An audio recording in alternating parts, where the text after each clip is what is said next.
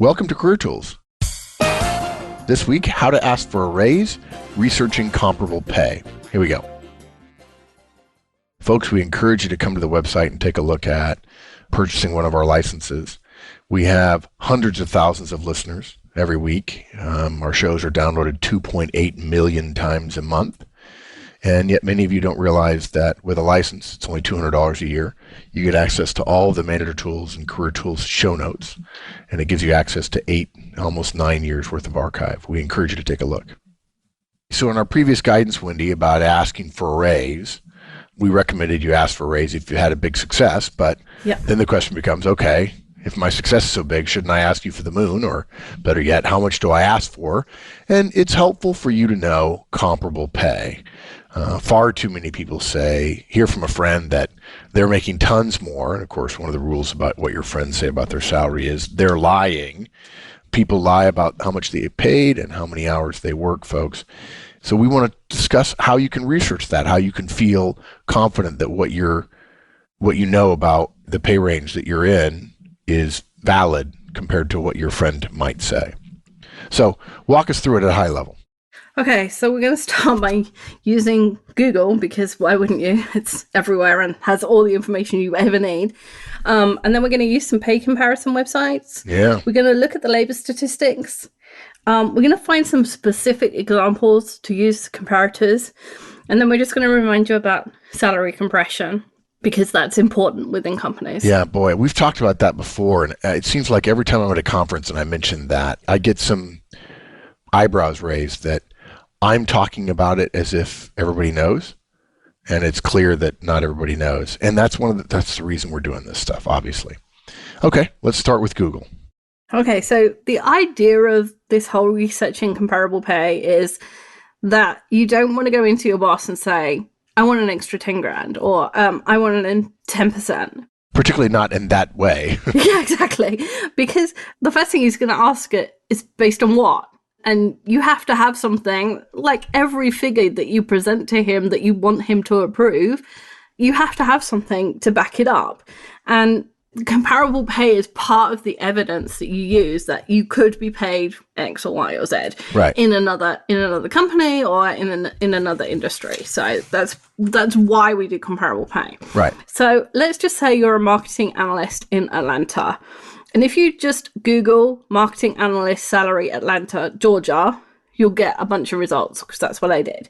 The first return I got on Google was Indeed.com, which is a service which scrapes other job sites and aggregates them. And so they provide data from the job adverts that they host. They said that the salary for a marketing analyst in Atlanta should be around $94,000. And they also mentioned that marketing analysts in Atlanta have a salary on average 21% higher than postings nationwide. So if you're moving to Atlanta, you might expect to get a raise. Yeah. Now, what I would say is this. When you share that data, I think there are people who go, wow, okay. But folks, remember, they're comparing Atlanta to every other city in the country. And it's safe to say that a marketing analyst, which would be probably an individual contributor role, exists all over. Whereas if you're an EVP, you're probably not an EVP, executive vice president, in Fredericksburg, Texas, a town of 10,000 people. What that means is they're comparing all kinds of jobs that exist in big towns and small towns and no-size towns, and in places like Iowa, which, by the way, Iowa's a great place, and the cost of living is notably less there than it is in Chicago, or for that matter, Atlanta. So when they say Atlanta's salaries are 21% higher in marketing analysts, remember, you'll probably see Houston is higher, and New York City is a lot higher, and San Francisco is a lot higher, and maybe Phoenix is higher. So be cautious about that. They're not saying Atlanta's pay for marketing analysts is 21% higher than other big cities. You have to know what you're thinking about. And to tell you the truth, guys, you're in much better shape than when Wendy and I were doing our searches, or probably not Wendy, she's much younger than me, but for me, there was no such thing as the internet when I was looking at making searches. There were books like The 100 Best Companies to Work For, which Procter & Gamble was in, but you have more data, but you have to learn how to consume that data. We're working from the most random, the least related to your specific role data inwards. So Indeed.com is taking data that's scraped from other sites, they're aggregating it, they're probably doing it over a couple of years. They certainly include jobs that you wouldn't describe as marketing analysts. So it might tell you it's 94,000, but you're going to take probably 30% both ways on that. And we're going to just gradually narrow it down until we've got a number that we feel comfortable with.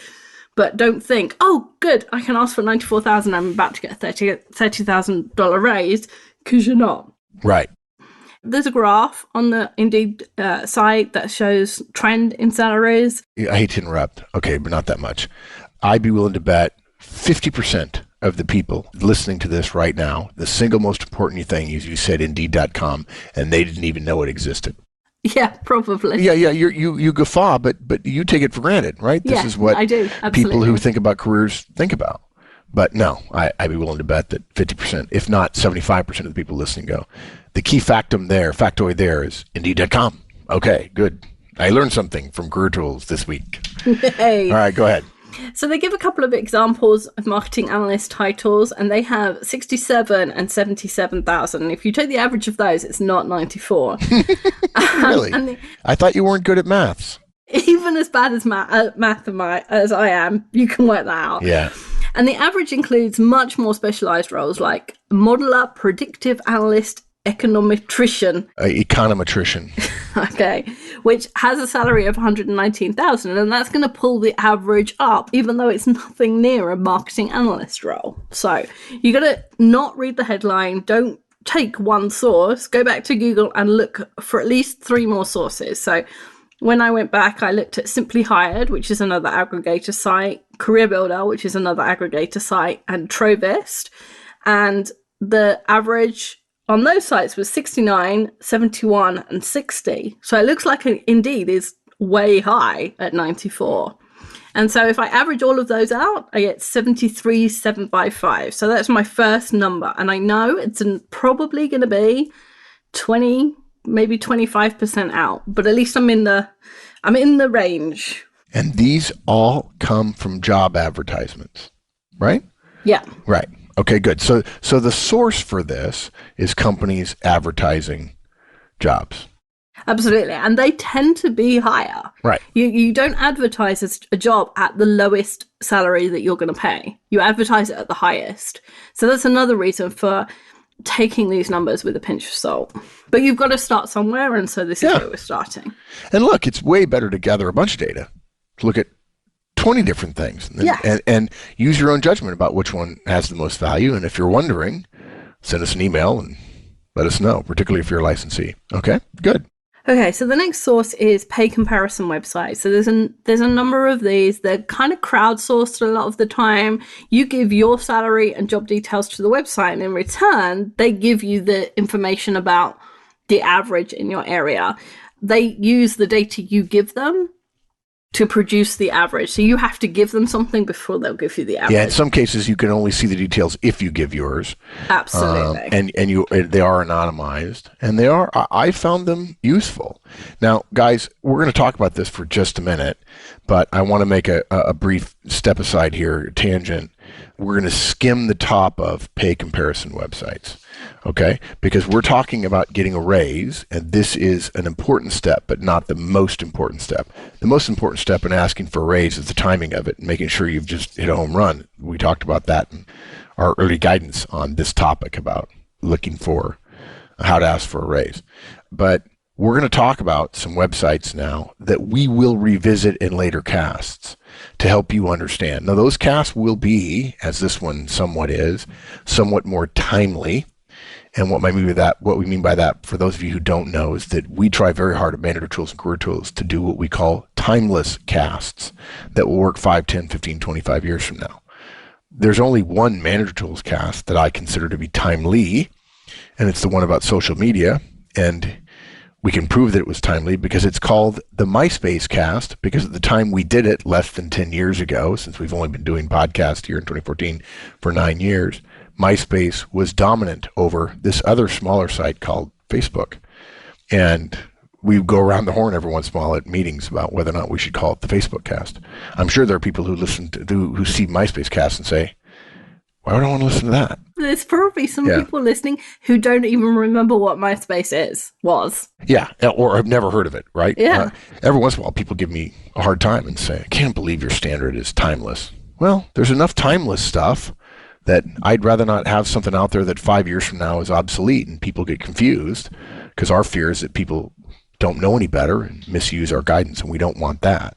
So we're going to give you more information about pay comparison websites. They are an important part, particularly job searches. But this here, we're talking about how to ask for a raise, and it's part of comparing pay, but we don't want to go through it in inordinate detail. If we put everything in this cast, we would then have a problem with the fact that the guidance on using these sites would be buried in how to ask for a raise rather than in the more broad topic that is more likely to have people wanting to know about pay comparison sites, which is job changes.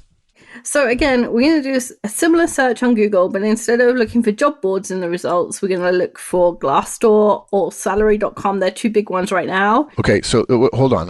Your lovely British accent. Let's be clear, folks. What she said was Glassdoor, much like glass ceiling, only that is glassdoor.com, and it's a great site for information about pay. Salary.com, and some other sites with salary, and then there's some others as well. Okay, Go ahead. Yeah, we looked at Glassdoor, Salary.com, USA Wage, and Salaries by City. USAWage.com, USAWAGE.com, right? Exactly. And Salaries by City is quite long. So salaries by city, period. Yeah. findthedata.org, which is quite a long one, but I'm sure if you Google it, you'll find it. So that's what I did. I did a Google search. I looked for marketing analyst in Atlanta. Once I got to the websites, exactly the same as I had done for the first one. And the salaries that came up on the different sites were 67, 56, 59, 65. So if you average that out, it's only 62, which means the job adverts were about 10,000 above the salary that people are getting. And that's, as we said, that's no surprise because job adverts are usually advertised at the highest range because they want to attract candidates. So now we've got a couple of numbers. We know we're somewhere probably between 50 and 80. It's probably too big still, but we're narrowing it down. So the next thing we're going to look at is the labour statistics. So most countries' governments produce labour statistics in order to help local government and companies plan for the future. And if your country doesn't, you can use the international organizations such as the UN, but they're at a much higher level than the detail that, for instance, the Bureau of Labour Statistics produces for the US. In the UK, you want to look at the National Statistics Agency. I don't know what they're called in the other countries. If you have difficulty finding it, email us and we'll try and help you. So if you've ever worked in HR or a small company, you've contributed to these statistics because every now and again you get an email, a letter from the government, and it says you must fill this in, and you have to write how many people are being paid how much for what job titles. And they also take information from payrolls and tax information, so it's pretty useful information. So the Atlanta metropolitan area has the 10th highest employment level of marketing analysts, which would generally mean higher average wages. If there's more demand, there's more higher wages. And this goes back to the issue of a nationwide survey. And why would Atlanta be in the top 10? Because it's one of the 10 biggest cities in the country, folks. Now, there are some notable exceptions to that generalized rule that you're going to be in the top 10 if you're one of the 10 biggest cities. Some of it has to do with tech and finance, tech being Silicon Valley, finance being New York. That's an oversimplification. But don't get excited that, Atlanta's in the top 10, because that only makes sense. If Atlanta was in the top 30, but it was one of the 10 biggest cities, you'd have to assume that marketing analysts were relatively underpaid in Atlanta, as an example. So you need to be a wise consumer of some of the data.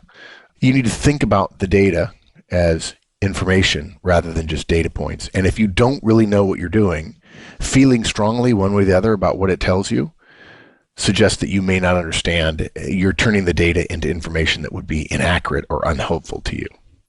And the data won't be helpful. If you come to your boss with a bunch of data that you haven't reviewed critically and you haven't thought about, you're just wasting the time that you've spent doing this. So you have got to think about it critically. And a high employment level doesn't always mean higher wages. So in Boston and Chicago, for marketing analysts, it's actually lower.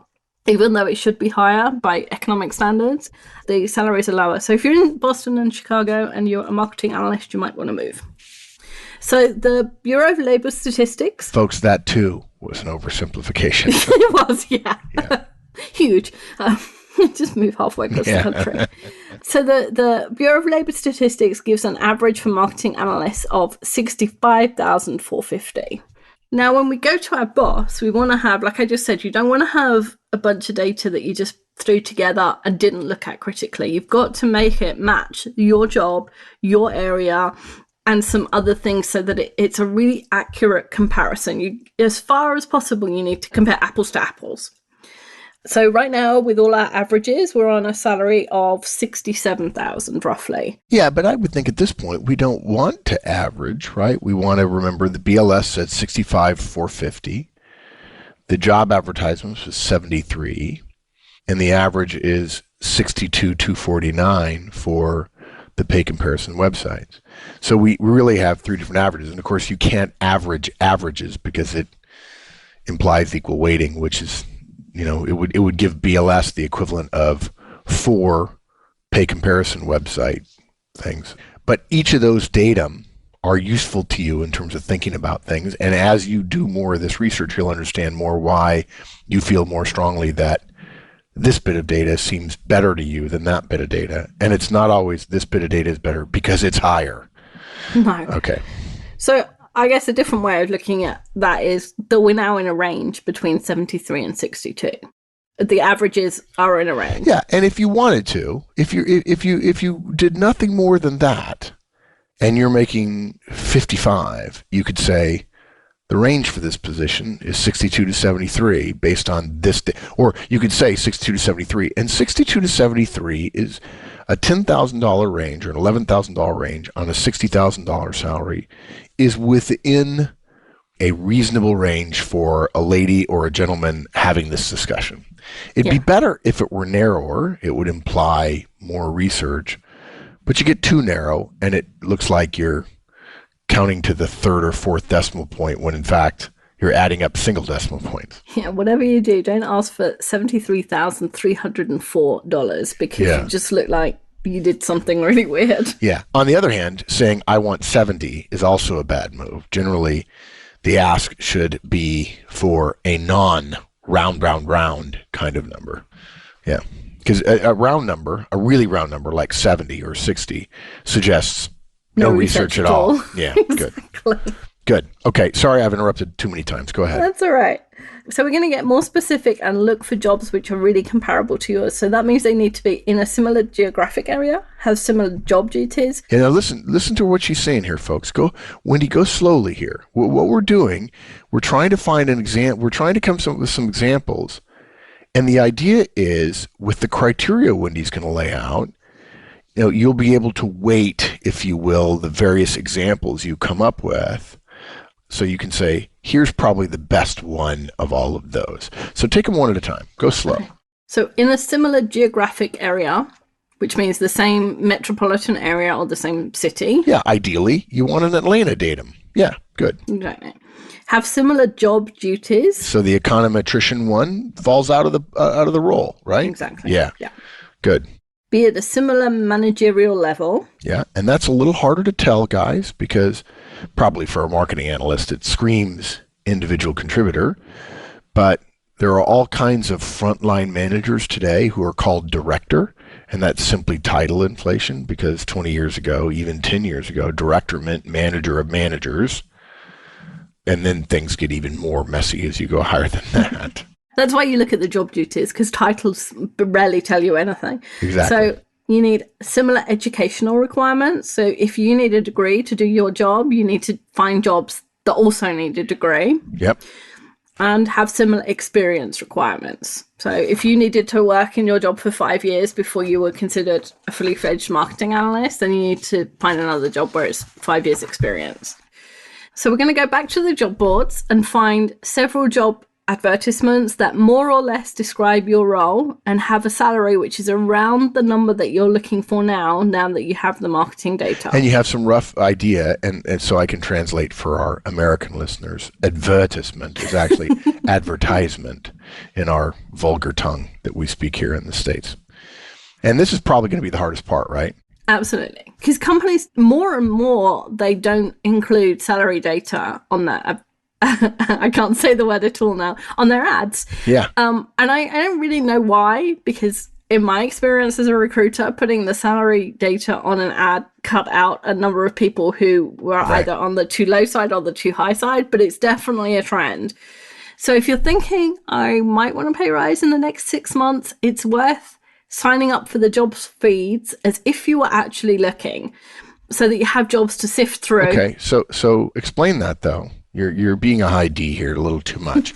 By the way, folks, when Wendy says she can't understand why people don't list pay as a high D, Wendy is somebody who likes facts and likes to move quickly, whereas most companies, the people who write the job descriptions tend to be aspirational, high I people, and they don't want to rule anybody out. They want thousands and thousands and thousands because they might find an unpolished gem in the big pile of sludge, which they never do, but they continue to believe that it's possible.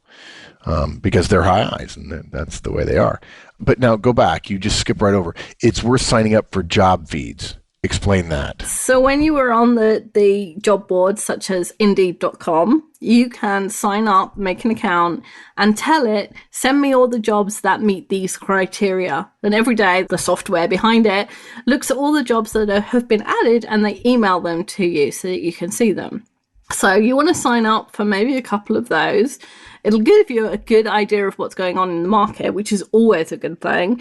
But you just want to look through those. And when you see one that matches your job, the job you have, and it has a salary, you kind of want to bring that one out, save the ad, save all the information that goes with it so that you can have it for your raise conversation and say, this is an example. This is exactly the same as my job, and that person, the salary is 5,000 more. Good. Okay, but then we come to the dark side of this, salary compression. Yeah. The actual amount to ask for is kind of subtle, because there's the whole negotiation of asking for slightly more than you think you'll get, and do you trade off benefits against salary and all sorts of things. So we're going to cover that separately. But for now, we just want to give you the word of warning. If the averages come out much higher than your current salary, don't get too excited, because you don't get 20% raises within companies. Yeah, unless you're going to get a promotion.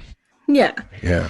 So when you stay in a company, your salary increases move much more slowly than the salaries do in the outside world. So if you look at the last 5 raises you've had, and you looked at the changes in salary that's being advertised over the same time, salary advertisements would have risen much more quickly than your salary. Yeah. And that's because any company that needs a new marketing analyst has to compete with the market, and your company is not competing with the market for you.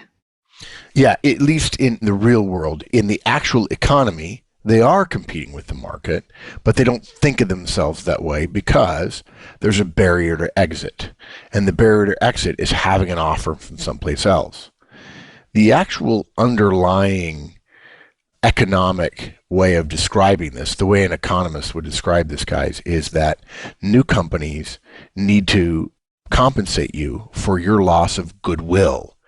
And goodwill is what you have at your company because you know where the coffee machine is and you know who your boss is and your boss trusts you and you can get something printed on short notice and you know somebody in the graphics department who can do things fast and you have a reputation and you're trusted and you have colleagues that believe in you. And you won't have that at the new firm. You'll have to rebuild that. And so if you didn't have that, if you were just a commodity, and commodities tend to be priced, everybody tends to pay the same price on any given day. If you were a commodity, then the market would be completely liquid. And if that were the case, then there would be no salary compression. But you're not a commodity. and the market is not liquid. And so therefore, other companies have to entice you to come to work for them for more. That's why we often see somebody coming in. Wendy comes in to do a job at my level, and I discover she's making $20,000 more than me. She was making the same as me at her other company, but in order to hire her, my company had to offer her more to pay her for her goodwill. And then I go to my boss and say, hey, I deserve more money. And the growth of companies and then several other factors led to the creation of salary bands where, it wasn't X amount that you get paid in a job. There was a range. And the top range of one job might in fact be above, the top of one range might be above the bottom of the range of the job above it. And that creates complications, and it vexes HR people all the time. And that goodwill, everyone always underestimates it. In fact, we got an email from someone just this week saying, Yeah. I just moved to a new company and boy, do I miss that goodwill. Yeah, exactly. Yeah. And people think, oh, I'm just going to take it easy. I'm going to get to know things. Boy, you don't do that when you go to a new company. You work way harder. You shake hands with everybody, and you feel, if you're not naturally a people person, your first 90 days should wear you out. And what a lot of people do in the first 90 days, even as we tell them, stay frosty, don't make any big moves, what they then say is, I'm not going to do a lot. And they underinvest in their relationships in the first 90 days, and then they get behind on building their goodwill. Yeah. So, sorry, I took us off track, but I knew you were going to get to goodwill. And it's something, I remember the first time I learned about it at Procter & Gamble, and I just went, wow. I recently mentioned in things I think my weekly newsletter for licensees, I made a note that, when I was 25, I thought I knew what was going on. And I led men, and I had a budget, and things were good. Then when I turned 30, I discovered I really didn't know anything when I was 25. But now that I was 30, I really, really knew what was going on. Yeah. And then I hit 35 and discovered that I really didn't know anything when I was 30. But now, at 35, and I repeat this process, folks, if you haven't figured it out yet, I repeat this process every 5 years. And so when I discovered this about goodwill, I just shook my head and said, of course that's true. Of course it's so obvious. The economics are irrefutable. But I didn't know. And I had made all sorts of pronouncements and decisions and had thoughts and opinions based on my lack of knowledge. So that's why Career Tools is here to help you with this stuff. So don't expect when you ask for a raise to get what the market is offering, because the market is going to reimburse you for something that you don't lose when you stay at your company. Good. So wrap us up. So use Google, use pay comparison websites, look at the labor statistics, find and use the specific examples, and don't forget salary compression. When you've done this, just hold it, and we'll tell you in the next cast what to do with it. And I know this isn't difficult. How long did it take you? It took me 90 minutes, and I was writing the cast at the same time. Yeah. So this kind of stuff, particularly for those of you who are more dot your I's and cross your T's folks, you want to do this so you can feel more confident and you can prepare your description of why you deserve it in a way that's a little bit more factual rather than just, I deserve it. And it may not be difficult, but it's definitely worth it. Yeah. Good. Thanks, Wendy. Okay. Thanks. Bye, everyone. Thanks, everybody. Simple cast, but important guidance. Hope you enjoyed it. Come back next week.